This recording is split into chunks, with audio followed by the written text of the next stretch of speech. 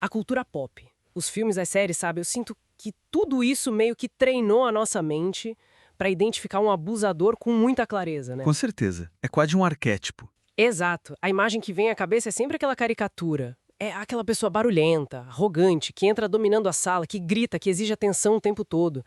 É aquele perigo que é, tipo, totalmente visível. E faz sentido, sabe? Porque essa é uma ameaça que a nossa própria biologia entende perfeitamente.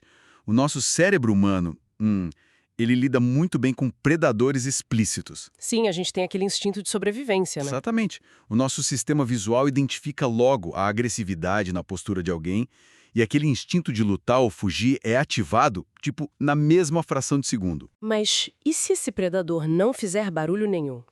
Quer dizer, e se a pessoa mais tóxica da sala for justamente aquela que fica lá no canto, silenciosa, aparentemente tímida? Ah, esse é o verdadeiro perigo invisível. É, aquela pessoa que está sempre narrando as próprias tragédias, se colocando no papel de vítima. Parece super humilde, prestativa num primeiro momento, mas que vai deixando um rastro de confusão mental e exaustão por onde passa. Olha, essa inversão da expectativa de perigo é o que torna esse perfil tão eficiente e devastador.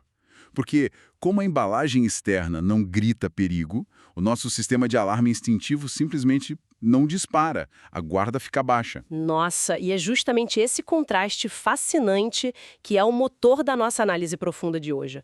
Certo, vamos desempacotar isso. Vamos lá. Hoje nós vamos explorar um padrão de comportamento super sorrateiro, que é o narcisismo oculto, ou como a literatura clínica chama, o narcisismo vulnerável. E olha, nós trouxemos uma pilha de fontes incríveis para essa investigação. Sim, temos muito material bom. Pois é, nós vamos cruzar dados de artigos do Correio Brasiliense, analisar guias clínicos da Neuroflux, vídeos fantásticos do Dr. Anderson Conteifer e, claro, verbetes super detalhados baseados no grande manual de psiquiatria, o DSM-5-TR.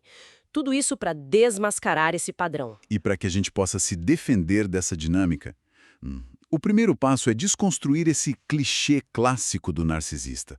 A gente precisa tirar o foco da arrogância visível e entender a anatomia dessa vulnerabilidade falsa. Sim, porque o choque inicial, quando a gente olha para a definição psiquiátrica, é gigantesco. O narcisista grandioso, aquele que busca atenção abertamente, é o oposto comportamental do oculto. Completamente o oposto.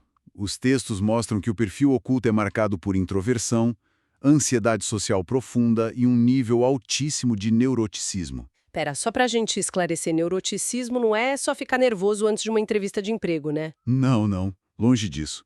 É um traço de personalidade estrutural. O cérebro tem uma tendência crônica a experienciar o mundo através de emoções negativas. Medo, tristeza, raiva, eles interpretam cenários super neutros como se fossem ameaças iminentes. Caramba! E mesmo com toda essa roupagem de sofrimento, o núcleo é o mesmo do narcisista grandioso, né? Exato. O núcleo patológico é rigorosamente o mesmo.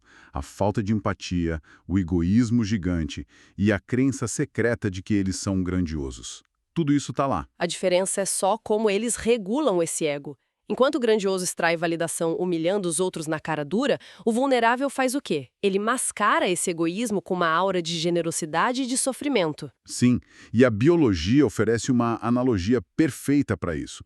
Funciona quase como um parasita emocional. Nossa, um parasita é pesado, mas faz muito sentido. Eu tava pensando na analogia de um cavalo de Troia emocional, sabe? Ah, sim, também funciona muito bem. Tipo, a embalagem externa parece um presente, é inofensiva, humilde, mas lá dentro esconde um exército inteiro de vaidade, ressentimento e necessidade de controle. Perfeito, exatamente isso. E usando a lógica do parasita, ele não ataca o hospedeiro violentamente até derrubar, porque ele precisa da energia vital a longo prazo. Então o narcisista oculto usa favores não solicitados, exibição de dores, como ganchos. Ganchos para gerar culpa, né? Isso. Eles criam uma dívida emocional impagável. E aí o hospedeiro passa a trabalhar para nutrir a autoestima do parasita. Mas espera, me surgiu uma dúvida agora e eu preciso fazer meio que um advogado do diabo. Claro, manda. como a gente diferencia isso de uma pessoa que simplesmente tem baixa autoestima ou uma ansiedade social crônica de verdade? Porque as ações podem parecer muito parecidas. O que é fascinante aqui é a centralidade do self ferido. É a linha divisória clínica, segundo os materiais da Neurofluxo. Como assim, centralidade do self ferido? Uma pessoa com baixa autoestima comum sofre com a própria imagem. Mas ela não se acha o centro do universo. O narcisista vulnerável tem uma certeza secreta de que é superior aos outros. Ah, entendi. Eles têm aquelas fantasias silenciosas de genialidade que ninguém reconhece. O monólogo interno é tipo: o mundo é muito medíocre por não enxergar o quão especial eu sou. Exatamente isso. E essa certeza de superioridade, misturada com uma inadequação externa gigante, explica a hipersensibilidade extrema que eles têm às críticas. Sério, a hipersensibilidade a críticas construtivas é surreal. Se você sugere uma melhoria no trabalho, eles não veem como um feedback, né? Não mesmo. O cérebro deles decodifica a crítica como um ataque pessoal, uma ameaça existencial. Porque, se existe uma crítica, a ilusão interna de perfeição deles simplesmente desmorona. Nossa, é muito frágil. E lendo sobre as origens disso na infância, eu fiquei chocada com a diferença. Sim, a origem é bem reveladora. Enquanto o grandioso muitas vezes vem de uma infância cheia de elogios exagerados, o vulnerável geralmente nasce de ambientes de negligência, abuso ou expectativas muito instáveis. Pois é. A postura de vítima foi a forma que eles encontraram para evitar punições e garantir a sobrevivência quando crianças. Só que na vida adulta, essa couraça defensiva vira uma arma. Até porque a sociedade raramente questiona quem se coloca como vítima, sabe? Com certeza. Aqui é onde a coisa fica realmente interessante, porque a gente entra nas táticas de manipulação. Como eles dominam o ambiente sem levantar a voz. Através de uma sabotagem invisível. É uma verdadeira tática de guerrilha psicológica. Exagerados, constroem aquela imagem de colega super apoiador, Sim, na frente dos chefes são uns anjos. mas no privado, sem testemunhas, começam as omissões, as comparações sutis que vão destruindo a sua autoconfiança. É um terreno totalmente ambíguo e é isso que sustenta o tal do gaslighting. Exato. E o Dr. Anderson Contafeira detalha isso perfeitamente. Gaslighting não é só contar uma mentirinha. É um processo contínuo de distorção da realidade. É feito para corroer a capacidade do alvo de confiar nos próprios sentidos. Eu amo a metáfora do vazamento de gás lento e inodoro para explicar o gaslighting. Ah, essa metáfora é brilhante. Porque, tipo, você não percebe o perigo, não tem explosão. O oxigênio vai sendo drenado sutilmente e a pessoa começa a sentir tontura, confusão. Quando ela percebe que o ar tá tóxico, já não tem energia nem para empurrar a porta. É assustador, né? E essa perda de oxigênio equivale aos 7 estágios do gaslighting. O primeiro estágio é plantar narrativas negativas e isolar a pessoa sutilmente. Eles não proíbem de ver os amigos, né? Eles só envenenam, falam: nossa, reparei que seu irmão tem inveja de você. Isso planta uma semente da dúvida. E no segundo estágio, eles repetem isso exaustivamente. Repetem até você achar que só o narcisista te entende de verdade. E o terceiro estágio é o que eu acho mais manipulador. Se você tentar confrontar, apontar um erro, a reação deles é absurda. Eles não gritam, eles desabam. Sim, as lágrimas, o choque. Como você pode pensar algo tão horrível de mim? Eu faço tudo por você. Exato. E aí o alvo fica com uma culpa paralisante por ter sido tão, entre aspas, cruel. Isso gera os próximos estágios, que é a rendição e a codependência, né? Sim, a vítima pede desculpas por tentar colocar limites. Mas a tortura não é o tempo todo. Tem o estágio 6, que é o hoovering, as migalhas de amor. Ah, as migalhas. Um café surpresa na mesa, um elogio do nada, e o cérebro da vítima tá tão exausto que recebe essa migalha como uma dose gigante de dopamina. E a pessoa pensa: tá vendo, no fundo ele é bom. O que nos leva de volta ao ciclo de abuso. E no escritório, isso ganha nomes chiques, tipo a triangulação corporativa, que é inventar que o diretor tá falando mal de você. Para gerar paranoia e te isolar ainda mais. Mas olha, quando você tem provas, quando você documenta os erros e as mentiras e a pessoa não tem como fugir, tem uma resposta clínica que eles usam, a sigla DARVO. Deny, Attack, Reverse Victim and Offender. Ou seja, negar, atacar e inverter vítima e agressor. Exatamente. E entender por que o cérebro deles faz o Darvo é revelador. Não é só maquinação fria. Admitir um erro é aniquilação do ego para eles. É um mecanismo brutal de sobrevivência mental. Eles reescrevem a realidade. Mas sabe o que acontece quando o Darvo falha? O quê? Eles acionam a arma mais pesada do arsenal, o tratamento de gelo, o silêncio punitivo. Nossa, o vácuo total. Não respondem mensagens, desviam o olhar, fingem que você nem existe. E os guias mostram que, neurologicamente, o cérebro interpreta o ostracismo e a exclusão social da mesma forma que a dor física severa. Pera, eu preciso perguntar isso, porque conflitos acontecem. Como saber a diferença entre alguém que é tóxico, usando o silêncio para punir, e alguém saudável que simplesmente, sei lá, precisa de um tempo depois de uma briga pesada? Se conectarmos isso ao panorama geral, a grande diferença é a intenção e a comunicação. Uma pessoa saudável comunica o limite. Ela diz: olha, estou sobrecarregado, preciso de um espaço e amanhã a gente conversa. Tem prazo, tem respeito, né? Exato. O narcisista oculto não avisa. O silêncio é abrupto, desproporcional e o objetivo principal é ver o seu desespero aumentar até você implorar perdão por algo que nem fez. É puro controle. Então, o que tudo isso significa para o alvo? Porque viver nessa montanha russa deve ter um custo fisiológico absurdo. Tem um custo gigantesco. É aí que entra o diagnóstico de TEPT-C, o transtorno de estresse pós-traumático complexo. Que já está até na nova classificação da OMS, a CID-11, né? Sim, e o conceito central por trás desse adoecimento físico é a carga alostática. Carga alostática. Explica melhor pra gente. É o desgaste orgânico. O nosso corpo sabe lidar com perigos curtos. Uma ameaça surge, libera cortisol, adrenalina, você reage e depois o corpo relaxa. A carga alostática é quando o alarme do corpo nunca desliga.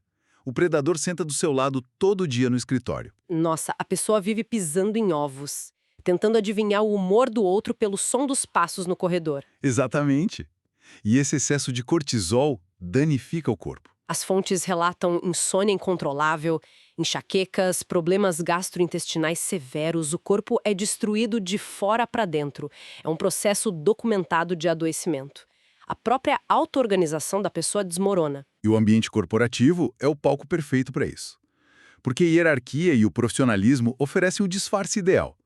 O abusador usa o discurso de performance da equipe para punir, e a vítima não pode simplesmente ir embora porque depende do salário. Fica presa no ecossistema hostil. Entendendo toda essa gravidade biológica e mental, como que a gente neutraliza isso? Os guias falam de técnicas muito específicas de proteção. A principal ferramenta de defesa é a técnica da pedra cinza, o Grey Rock.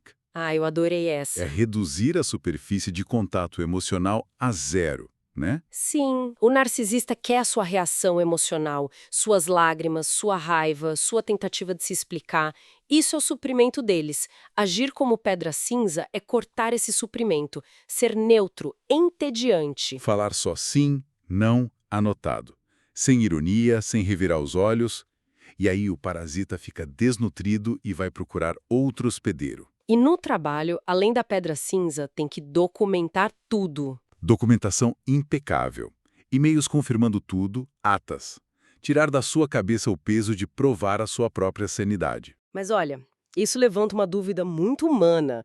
Se você tem uma pasta cheia de provas, e-mails comprovando as mentiras, por que não simplesmente confrontá-los publicamente com a verdade? Colocar contra a parede? Isso levanta uma questão importantíssima. Os especialistas são unânimes. Nunca faça o confronto direto. Por quê? O instinto é querer desmascarar a farsa, né? Porque é entregar de bandeja o palco que eles mais amam. Se você confronta, especialmente com alguma raiva ou a voz embargada, eles ativam o Darvo na hora, vão distorcer tudo para mostrar para a plateia que eles são as verdadeiras vítimas da sua agressividade. Meu Deus, é verdade. A vitória não é ganhar a discussão, é proteger o próprio limite. E para isso, a terapia cognitivo-comportamental é fundamental para o alvo. Com certeza. O foco da TCC não é entender a mente do narcisista, mas recuperar a autonomia da vítima, trabalhar os chamados esquemas de rejeição, reconstruir a identidade. Sabe uma coisa que muita gente pergunta sobre essas pessoas? Se o narcisista oculto consegue de fato amar. E os textos dizem que sim, o sofrimento deles é real. Eles não são robôs. Não são. Mas o apego é totalmente corrompido pelo medo do abandono. Então a tentativa de amar vira controle absoluto e sufocamento. A gente pode até ter compaixão pela dor humana por trás do diagnóstico, mas essa compaixão jamais pode autorizar a tolerância aos maus tratos. O afastamento é uma necessidade biológica. É o equilíbrio mais difícil, mas essencial para a sobrevivência psíquica. Bem, estamos chegando ao fim da nossa jornada. Vimos desde a falsa humildade, as táticas de gaslighting e o tratamento de gelo, até o impacto brutal do TEP-TC. E, claro, como usar a pedra cinza para devolver a sanidade a quem sofre com isso. E olhando para tudo isso, me vem uma reflexão provocativa que não está explicitamente nos textos, mas permeia tudo. Manda. Mas vivemos numa era digital que recompensa demais a vulnerabilidade performática, sabe? Expor o próprio sofrimento rende curtidas, status e uma blindagem instantânea nas redes sociais. Nossa, verdade. A vitimização virou quase uma moeda de troca. Pois é, se a nossa sociedade passou a tratar o ser vítima como uma virtude inquestionável, será que não criamos sem querer o ecossistema mais perfeito da história para que os narcisistas ocultos dominem as narrativas e acumulem poder sob a fachada da dor? Que reflexão poderosa. Se o predador entendeu que o esconderijo mais seguro é o abraço de uma sociedade empática, a gente precisa ficar muito alerta sobre a quem damos o benefício da dúvida. Prestar atenção às histórias excessivamente tristes que chegam até nós, para garantir que não estamos alimentando algo perigoso. E com esse pensamento, agradecemos imensamente a companhia de quem nos escuta. Até o nosso próximo mergulho.